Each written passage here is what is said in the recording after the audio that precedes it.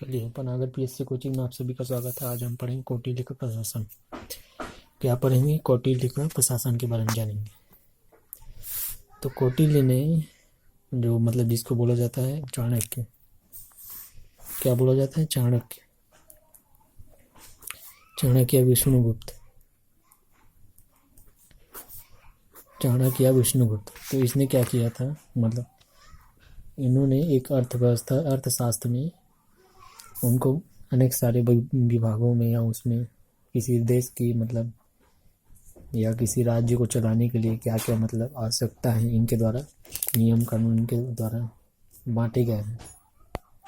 किसी भी राज्य क्षेत्र को चलाने के लिए क्या क्या किनके किनके क्या कार्य है, क्या जिम्मेदारी है, न्यायिक व्यवस्था कैसी होनी चाहिए, सामाजिक व्यवस्था होनी चाहिए, आर्थिक व्यवस्था कैसी होनी चाहिए, ये सब के बारे में इन्होंने अपना एक मत दिया प्रशासन के बारे में, जो एक अच्छे प्रशासन में मतलब होना चाहिए। मतलब इनके जो कौटिल्य के प्रशासन में हमको देखने को मिलता है। तो उसके बारे में चलो मैं बताता हूँ। कौटिल्य ने अर्थशास्त्र में अपने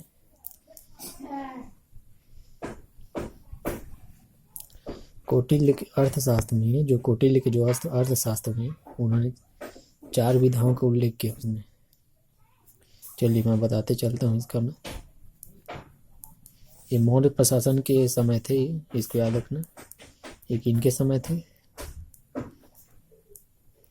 मौर्य प्रशासन के समय थे। अर्थशास्त्र में इनमें एक अर्थशास्त्र कौटिल्य, किनका है?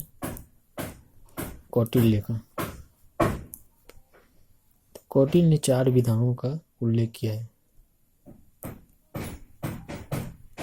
4 विधाओं का क्या किया इसने, तो याद रखिए 4 विधाओं का क्या किया, उल्लेख किया है।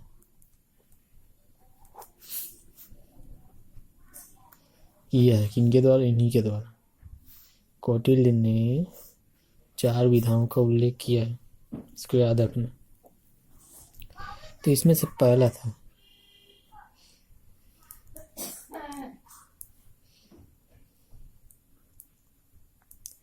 अन्वीक्षिकी, इसको याद रखना। दर्शन एवं तर्क, दर्शन एवं तर्क। दूसरा है एक त्रय,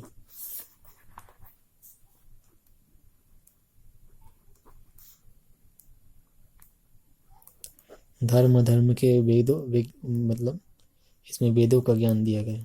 क्या दिया? धर्म के वेदों का इसमें ज्ञान को इसमें समाहित किया गया। इसमें देखिए वार्ता,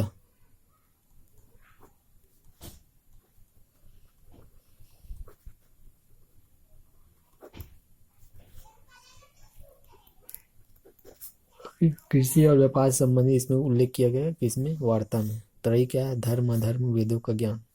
अन्वीक्षिकी क्या है? दर्शन और तर्क के बारे में संबंधित इसमें बताया गया है। एक था दंड नीति बताया गया इनके द्वारा। तो दंड नीति में क्या है? या फिर शासन कला हो या फिर राजनीतिक शास्त्र,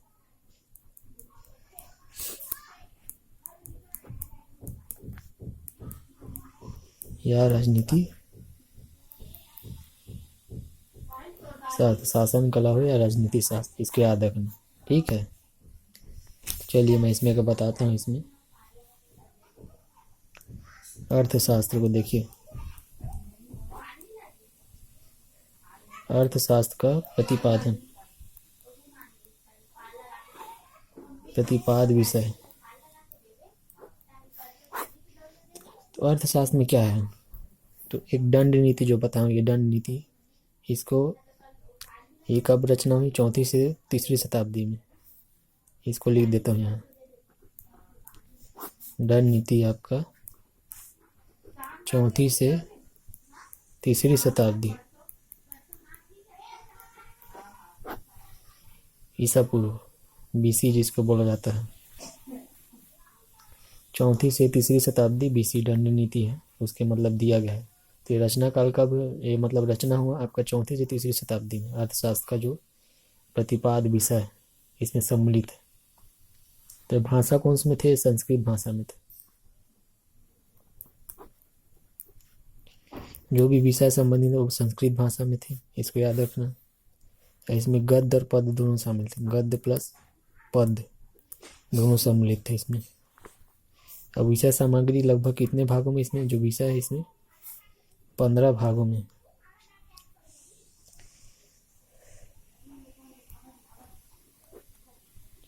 पंद्रह भागों में क्या है बांटा गया है इसको याद रखो। ठीक है, 15 भागों में इसको वर्णन किया है, इसको याद रखिएगा आप लोग। और राज्य की उत्पत्ति का सिद्धांत इसको याद रखिए, जो कौटिल्य का जो एक और है, राज्य की उत्पत्ति का सिद्धांत भी दिए थे इनके द्वारा, जो लिख देता हूँ। राज्य की उत्पत्ति का सिद्धांत इनके द्वारा क्या दिया गया है। अब इसमें है क्या, तो इसमें बेसिकली वही है जो कौटिल्य का जो मत्स्य न्याय था। मत्स्य न्याय एक अनुबंधवाद, इसी के अंतर्गत में राज्य की उत्पत्ति में का सिद्धांत में एक तो क्या दिया गया है, कौटिल्य का जो मत्स्य न्याय है ना, उसमें याद रखना, और एक अनुबंध वाद दिया गया। तो इसमें एक कुछ नहीं दिया है, इसमें जो राज्य के बारे में डिस्क्रिप्शन दिया है कि उस समय का जो कारण वारण जो उस टाइम का था, जो उनको दिक्कतों या परेशानी को जो सामना करना पड़ता था व्यक्ति लोगों को। तो एक मनु नाम का एक राजा था, है ना, एक मनु नाम के व्यक्ति को राजा बनाया था उस टाइम में। तो मनु और प्रजा के बीच जो समझौता हुआ तो उसको अनुबंध बोलते हैं, है ना। तो प्रजा राजा को क्या उस टाइम में 6वां भाग देगी, मतलब ऐसा निर्णय लिया था। मतलब प्रजा जो है, जनता है, आम जनता, जितना उपज हुआ है खेती उती से, जितना प्राप्त हुआ है उसका 6वां हिस्सा किसको देगी? आपका इसको देगी, 1/6वां भाग राजा को देगी। और व्यापार का जो आय का जो आप किसी मतलब अगर व्यापारी है, कोई व्यापारी है, तो 1/10वां भाग मतलब किसको देगी? आपका राजा को देगी। और तथा वो हिरण भी, आपका जो नगद वेतन भी दिया जाता है उसका कुछ हिस्सा भी उनके द्वारा दिया जाएगा, इसको याद रखिएगा। तो कौटिल्य का भी एक सप्तांग सिद्धांत था। ये तो राज्य की उत्पत्ति का सिद्धांत था। इसमें बताया कि जो राज्य के वहाँ उस टाइम का जो उनका जो परेशानियाँ थी उनके बारे में, समाज के बारे में इसमें दिया गया। तो ये उनका जो कर वर्ग था इसका निर्धारण इसमें किया गया, कितना उन लोग टैक्स देंगे, कितना बांटेंगे, तो ये कौटिल्य द्वारा किया गया था। कौटिल्य द्वारा इसका जो अनुबंध जो समझौता हुआ था, एक मनु नाम का राजा था बताया अभी मैं, और प्रजा के बीच में क्या हुआ था? अनुबंध हुआ था, इन्हीं के बीच में। ठीक है, चलिए अब कौटिल्य के सप्तांग सिद्धांत में आते हैं।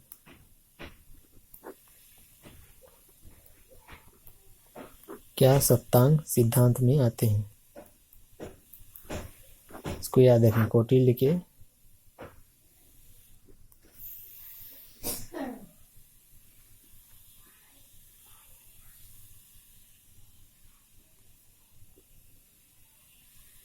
ठीक है, कौटिल्य के क्या सप्तांग सिद्धांत को, इसको याद रखना।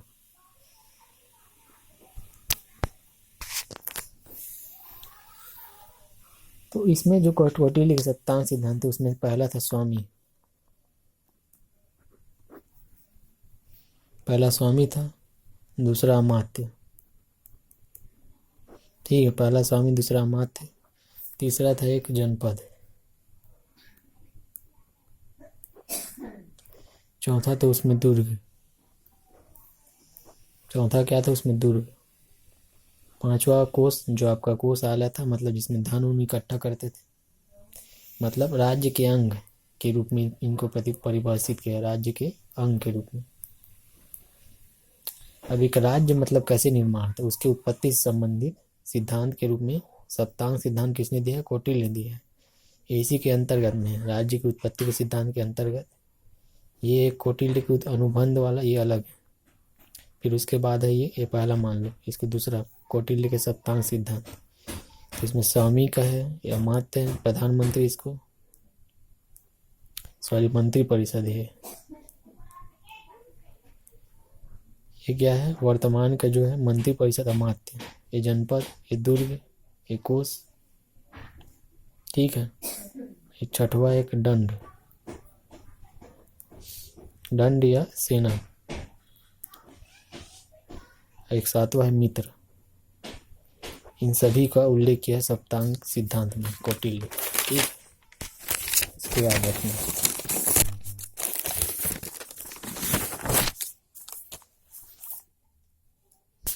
अब इनके प्रशासन में क्या क्या बांटे थे उन्होंने मतलब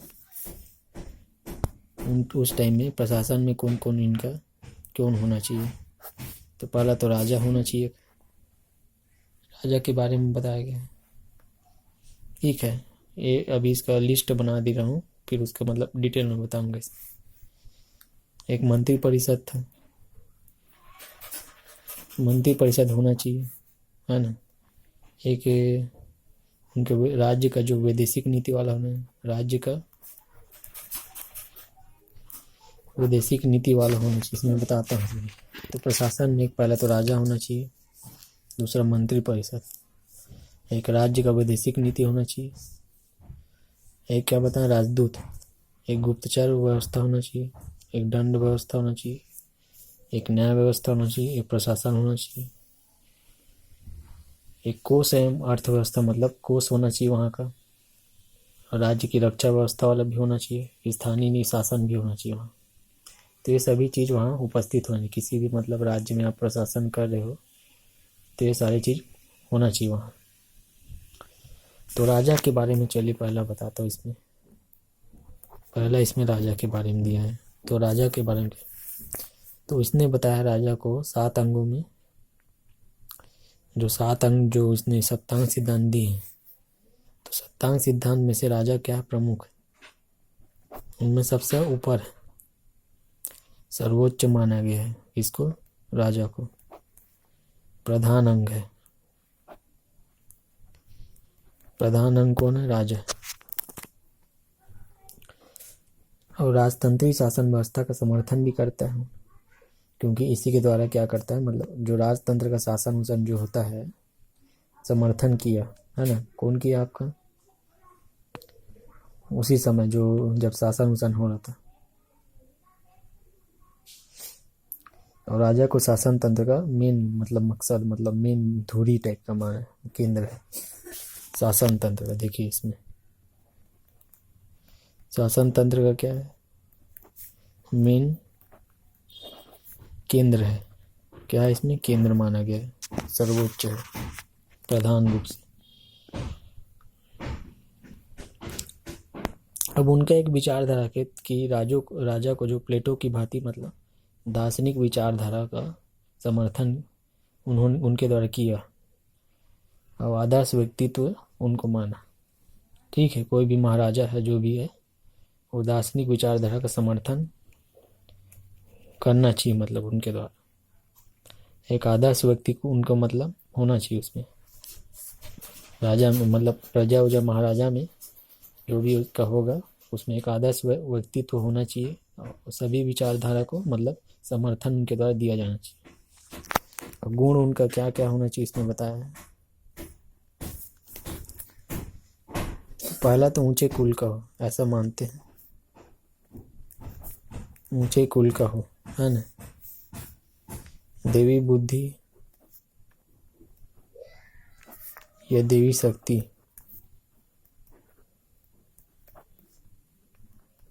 देवी शक्ति हो, धार्मिक हो,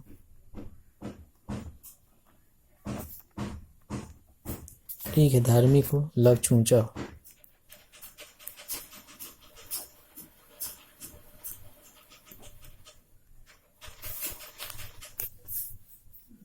और क्रोध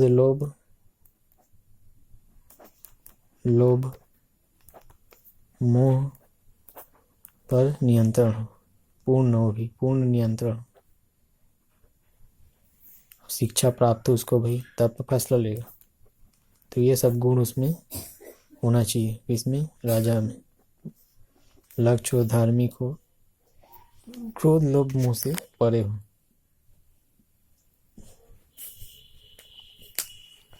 तो राजत्व का सिद्धांत एक और दिया गया था, क्या बोल रहा हूँ, राजत्व का सिद्धांत देखिए इसमें। एक था great man theory,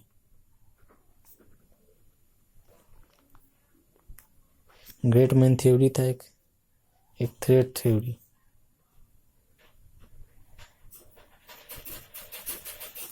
great man theory एक ग्रेट थ्रेड थ्योरी था, इसको याद रखना आप लोग, ठीक है।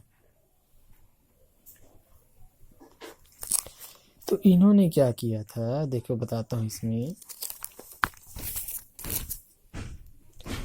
जो उन्होंने राजा को क्या किया था, जो दिनचर्या कैसा होना चाहिए, तो दिनचर्या को उसने 24 घंटों को 16 घड़ियों में बांट कर बताया था। 24 घंटों को क्या किया था इसने, 16 घड़ियों में बांट कर उसको डिवाइड किया गया था। तो उसका दिनचर्या कैसा होना चाहिए, तो इसमें देखें तो उनका कर्तव्य क्या है, कर्तव्य क्या होना चाहिए। तो धर्म बनाने वाला रखना चाहिए, धर्म बनाए रख के रखना चाहिए, ऐसा होना चाहिए। दंड की व्यवस्था तो होना ही चाहिए, जन कल्याणकारी होना चाहिए, कार्य करना चाहिए उनको। एक नियुक्ति संबंधी, नियुक्त सभी के व्यक्तियों का, जो नए नए कर्मचारियों को भी नियुक्ति आना चाहिए, संबंधी कार्य भी उनके द्वारा किया जाना चाहिए। और स्वयं की रक्षा उसको आना चाहिए, और युद्ध करना भी आना चाहिए, आंतरिक सुरक्षा करना भी उसको आना चाहिए। आंतरिक लेवल में अपने अंदर, विदेश नीति के तहत भी उसको सुरक्षा, या अपने कार्य क्षेत्र के अंतर्गत में सुरक्षा उसको रखना आना चाहिए, ठीक है। तो ये सब कर्तव्य होंगे उसका। क्या क्या बोला इसमें, धर्म बनाए रखना उसको आना चाहिए, दंड की व्यवस्था उसको आना चाहिए, उसको कार्य करना चाहिए, जन कल्याणकारी का मतलब जनता के प्रति कल्याणकारी कार्य भी उनके द्वारा किया जाना चाहिए, नियुक्ति संबंधी कार्य भी उनके द्वारा किया जाना चाहिए, आत्मरक्षा भी खुद का करने आना चाहिए उसको, और युद्ध करना चाहिए, आंतरिक सुरक्षा भी उसको आना चाहिए, विदेशी नीति मतलब भी उसको आना चाहिए, मतलब बात दूसरे बाहरी व्यक्तियों से। और जो मंत्री परिषद थे, तो कौटिल्य के अनुसार जो राज्य के कार्य के संचालन के लिए मंत्री परिषद, उन्होंने क्या किया, आवश्यक है बोला, है ना। मंत्री परिषद का लिख देता हूँ, सेकेंड आपका दूसरा है मंत्री परिषद के बारे में। तो मंत्री परिषद वही है, तो कार्य के राज्य के संचालन में इसका महत्वपूर्ण आवश्यक है बोला, परंतु कितना होना चाहिए मतलब इसका उन्होंने बताया नहीं है, कितना टोटल संख्या होना चाहिए उसके बारे में तो बताया ही नहीं है, लेकिन आवश्यकता अनुसार जितना भी जरूरत पड़े अपने सामर्थ्य अनुसार संख्या उनमें होनी चाहिए। तो उन्होंने इनको जो उस टाइमिंग में 12,000 उन लोग को पर वार्षिक वेतन दिया जाता था उस टाइमिंग में, और जब उनके काल में जब चंद्रगुप्त मौर्य उन लोग थे, तो अर्थशास्त्र के अनुसार जो मंत्री परिषद के कार्य उन्होंने लिखा है अर्थशास्त्र में कि गोपनीय होना चाहिए। जो भी मंत्री परिषद द्वारा कोई भी कार्य किया जा रहा है वो सभी कार्य क्या होंगे, गोपनीय हो तरीके से होना चाहिए, मतलब गुप्त रूप से होना चाहिए, किसी को मतलब पता नहीं चलना चाहिए। अब बड़ी मंत्री परिषद के जो अतिरिक्त, एक तो बड़ी मंत्री परिषद होगा, एक अलग होगा, एक उप समिति टाइप का होगा, छोटी मंत्री परिषद होगा। तो 3-4 विशेष विश्वसनीय जो अनुभवी मंत्री रहा करते थे उन्हें मतलब मंत्री कहा जाता था उस टाइमिंग में। 3 या 4 जैसे शेष विशेष विश्वसनीय जो अनुभवी मंत्री रहते थे तो उन्हें मंत्री कहा जाता था, जो जिनको एक्सपीरियंस हो गया था काफ़ी समय से, 3-4 व्यक्तियों को। वो कैबिनेट के समान ही था, जो जैसे कि कैबिनेट के मंत्रिमंडल जो बनता है ना, उसी तरह का था। तो उनको ज़्यादा सब दिया जाता था, वार्षिक पर्ण 48,000, और उनको जो बाकी लोग को सदस्य 12,000। तो काफ़ी अंतर था, क्योंकि अभी देखोगे वर्तमान में वैसी छूता है, क्योंकि मंत्रिमंडल ही फैसला लेता है जो भी नीति कानून जो भी होती है सरकार में, राज्य में, देश में, चाहे केंद्र की बात करूँ चाहे राज्य की बात करूँ, सेम उसी तरह की होता है। और जैसे यहाँ का भी बात करूँगा अभी, तो उसका भी वही हाल है। तो ये पहले के मुताबिक वैसी सेम अभी भी जो चलता है वैसी चलता है अभी। तो ये कंपेयर करने भी आ सकता है मेंस में। तो मंत्रिपरिषद में ना योग्य व्यक्ति होना चाहिए उसमें, विश्वसनीय विश्वास लायक हो। ऐसा नहीं कि कोई भी ऐरा गैरा को कोई भी ला कर बैठा दिए, विश्वास के व्यक्ति को मतलब उसमें शामिल किया जाए। तो इसमें परीक्षण के भी उनको ने बताया है ना। उनके चरित्र का परीक्षण कर सकते हैं, पहले तो चेक कर सकते हैं, उनके धर्म को भी संबंधित जान सकते हैं, उनके आर्थिक रूप से उनके बारे में जान सकते हैं, कितना इनकम उनका काम क्षेत्र को भी जानिए, क्या क्या काम करते हैं। तो परीक्षण करने का तरीका, तो परीक्षण भी करने आना चाहिए, मतलब इसको ही बताया है। मतलब पहले तो धर्म के बारे में उसके जान, परीक्षण कैसे करेंगे इसको लिख देता। मंत्री का परीक्षण, जो मंत्री परिषद बनेंगे उसमें, तो पहला तो धर्म के बारे में है ना, उसके धर्म के बारे में जान लो, उसके चरित्र का परीक्षण करो, ठीक है। एक अर्थ, उसके आर्थिक रूप से जानो, उसके आर्थिक धन संपत्ति के, उसके काम के बारे में जानो, काम क्या करता है वो, तो निर्णय लेने में सही मतलब आसानी होगी। और जो मंत्रियों द्वारा नियंत्रण किया जाता है, मंत्रियों द्वारा जो राजा पर नियंत्रण, राजा का नियंत्रण, राजा पर क्या किया जाता है, नियंत्रण किया जाता है। तो कौटिल्य के अनुसार क्या किया, तो राजा की स्थिति राज्य में प्रधान सर्वोच्च है, लेकिन ऐसा नहीं कि वो कुछ भी करेगा, है ना, लेकिन वो मंत्री परिषद के नियंत्रण में होता है। जैसे कि अभी राष्ट्रपति होता है हम लोग के, मंत्री परिषद लोकसभा राज्यसभा के थोड़ा नियंत्रण, संसद बिना कुछ पारित हुए बिना मतलब उसके पास जाता है नहीं, खुद से मतलब कानून नहीं बना सकता। पहले तो संसद में पास होता है, फिर जाके राष्ट्रपति उसमें मंजूरी देता है। उसी प्रकार मंत्री परिषद से कुछ भी फैसला उसला लेके लो इनके, फिर उसमें मंजूरी के लिए वहाँ जाता है महाराजा के पास। अब एक विदेश नीति होना चाहिए, इसको भी लिख देता हूँ, वैदेशिक नीति।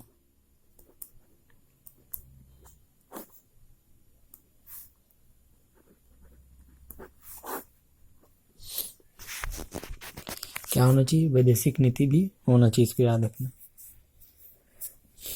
तो कौटिल्य की विदेश नीति अतुल्य थी, है ना, अद्वितीय थी। उन्होंने क्या किया था, सभी पक्षों को अपनाने पर बल दिया। उन्होंने भी विष कन्या के जो प्रयोग का समर्थन भी किया है, क्योंकि विदेश नीति में राजा को साम दान दंड भेद चारों का प्रयोग करना चाहिए। मतलब बाहर की नीति में मतलब हर चीज़ आप प्रयोग कर सकते हो, ये मतलब उनके द्वारा कहा गया है, इसको याद रखना। वैदेशिक नीति में साम दाम दंड और भेद, इन सभी का प्रयोग करने के लिए उनके द्वारा मतलब कहा गया, इसको याद रखना। इन्होंने 2 सिद्धांत भी दिए हैं। पहला एक सिद्धांत था वैदेशिक नीति से, मंडल सिद्धांत, एक मंडल सिद्धांत दिए थे, एक थे 60 गुण, 60 गुण के सिद्धांत इसमें इनके द्वारा दिया गया। तो मंडल सिद्धांत क्या था, तो कौटिल्य के जो राजमंडल में 2 राज्य गिनाता था मंडल सिद्धांत में, ठीक है। तो केंद्र में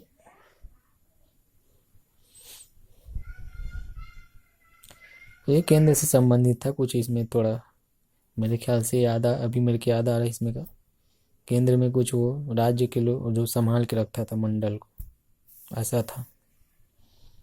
और 60 गुण था, उसका जो गुणों का जो पालन करके मतलब कोई भी राज्य, जैसे कोई भी राज्य स्थिरता या विकास कैसे प्राप्त कर सकता है, इसके बारे में जो संधि करके या विग्रह करके, आसन या यान, संश्रय या देवी भाव से मतलब कैसे मतलब विस्तार हो सकता है एक राज्य, तो उसके बारे में बताएगा इसमें, और कुछ नहीं। इनका एक दंड व्यवस्था था, ये दंड व्यवस्था को अलग याद रखिए, ये दंड व्यवस्था को याद रखना, ये दंड व्यवस्था। तो राजतंत्र का समर्थन किया इन्होंने, क्या किया, राजतंत्र का समर्थन करते थे। राजतंत्र होना चाहिए, है ना। तो सर्वोच्च, लेकिन विधि को सर्वोच्च मान रहे हैं, ये नहीं कि ये भी राजा ही मतलब सर्वोच्च, ऐसा नहीं, विधि को सर्वोच्च माने इन्होंने। जो वर्तमान में हम लोग का संविधान जो सर्वोच्च है उसी प्रकार का है। और राजा जो है विधि के संचालक मतलब शासन का संचालक होता है, इसको याद रखना। और कौटिल्य ने क्या धर्म राज्य की मतलब कल्पना की है। कौटिल्य ने क्या किया है, धार्मिक राज्य की कल्पना की उसने, ऐसा मतलब उनके द्वारा बोला गया।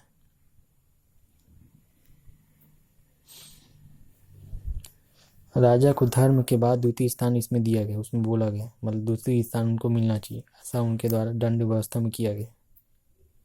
और धर्म वाला धर्म नहीं है, धर्म कुछ और वाला धर्म है, जो व्यवहार चरित्र जो राजा का होना चाहिए।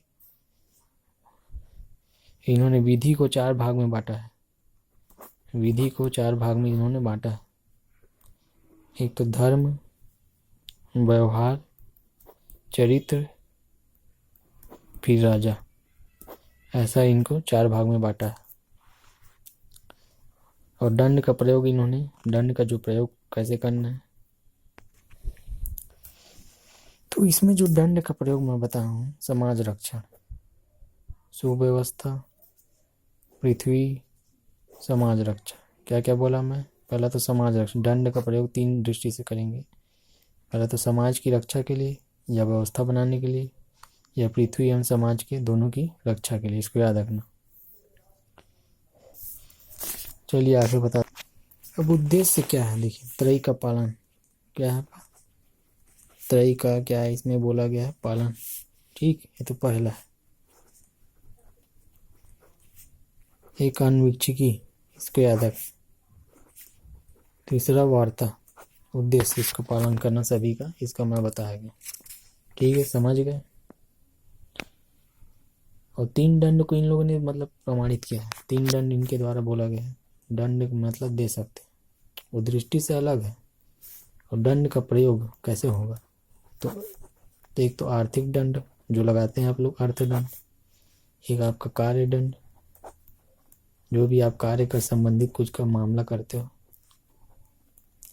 एक वंद नागर दंड, नागर दंड, वंद नागर दंड इसमें आएंगे, पहला दूसरा तीसरा सम्मिलित। ठीक है, इसको याद रखना। तो कौटिल्य ने क्या किया है, प्रजा से ज्यादा आप और राज्य के कर्मचारियों को दंड दीजिए बोला, इसको याद रखना। प्रजा से ज्यादा क्या बोला है, राज्य के कर्मचारियों को दंड देना जरूरी है।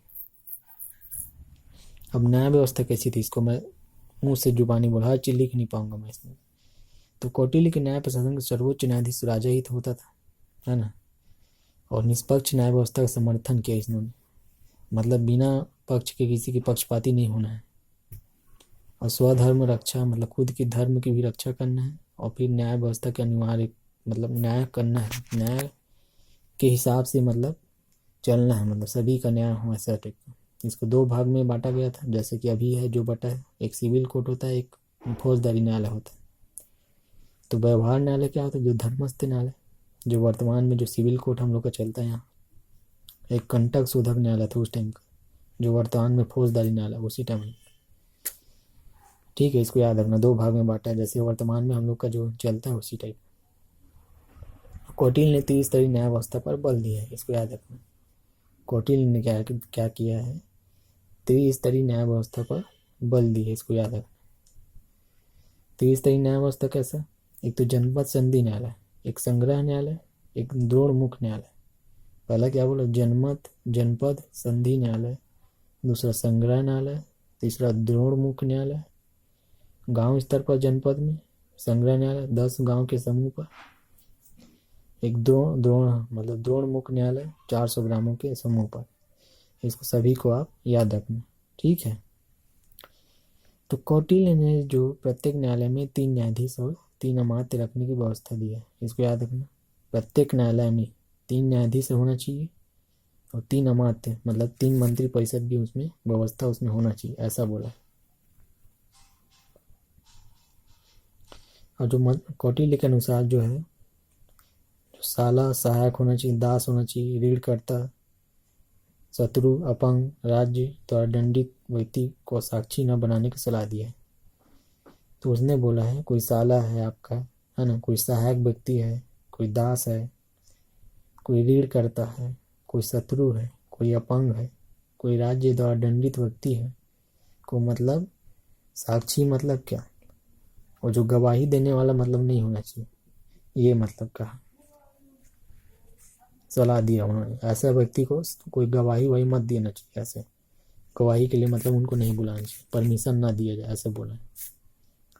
और राजस्व प्रशासन क्या रहता है, अब न्याय व्यवस्था हो गया, एक था राजस्व प्रशासन। तो राजस्व प्रशासन मतलब राजकोष का जो राज्य के आधार पर स्तंभ माना गया, राजकोष को क्या माना, राज्य का आधार स्तंभ माना गया, क्योंकि मेन मुख्य जो राजस्व विभाग ही मुख्य है, क्योंकि पैसा नहीं रहेगा तो कहाँ से कुछ होगा, पैसा रहना बहुत जरूरी है। तो कौटिल्य ने राजस्व व्यय को दो मद बताई है, एक आवर्तक, एक अनावर्तक। एक वार्षिक व्यय होता है और दिन प्रतिदिन जो खर्चा करते हो आप, उसको मतलब बांटा है दो भाग में। एक महालेखापाल के भी उन्होंने जिक्र किया, क्योंकि आय व्यय कहाँ कहाँ गया पैसा, उसका हिसाब किताब होना चाहिए। और वार्षिक वर्ष के अंत में जो आषाढ़ माह में, उसको एक कैलकुलेशन होना चाहिए। और इसने वैश्याओं पर भी जो कर लगाने की उसको मतलब सजा दी गई, इसको याद रखना। और राजस्व के आधार पर ग्रामों को 6 प्रकार में बांटा इसने, गांव को इसने 6 प्रकार में बांटा, इसको याद रखना। गांव को 6 प्रकार में बांटा है, जो हिरण्य है, पेरिहारिक है, आयुधीप है, कुप्य है, विष्टि है, कर प्रतिका, ये सब ऐसे इसमें आएंगे, आप लोग डिटेल में और पढ़ लीजिए। और अर्थशास्त्र में देख लीजिए, अर्थशास्त्र में 18 तीर्थों का उल्लेख किया गया, इसको याद रखना। 18 तीर्थों का क्या किए उल्लेख किया गया है, क्या बोल रहे हैं इसमें, 18 तीर्थों का उल्लेख किया गया। और जो अर्थशास्त्र ने क्या अध्यक्ष में क्या लगभग 7 अध्यक्ष को उल्लेख किया गया, जो सीता अध्यक्ष हो, सूर्य अध्यक्ष, मुद्रा अध्यक्ष होना चाहिए, संस्था अध्यक्ष होना चाहिए, माना अध्यक्ष होना चाहिए, अक्षपटल अध्यक्ष होना चाहिए, पणिया अध्यक्ष होना चाहिए, ये सब अध्यक्ष उसमें होना चाहिए। और प्रांतीय जो शासन हो गया, जो प्रशासनिक प्रांत होगा, मंडल, जिले, 10 गांव होंगे और ग्राम, ऐसे बांटा था उस टाइम में। एक स्थानिक अधिकारी भी होना चाहिए उस टाइम में, और जो जन्म मरण जो विवरण उसको रखने वाला अधिकारी होना चाहिए। एक जो उस टाइम मौर्य सेना का 6 लाख पैदल सेना था, है ना, 50,000 घोड़े वाले थे, 9,000 हाथी के थे, 8,000 रथ वाले थे, इतने सेना को रखा था। और नौसेना का प्रमाण भी उन टाइम में था, हाथी सेना, रथ सेना, पैदल सेना, यातायात सभी थे। चलिए।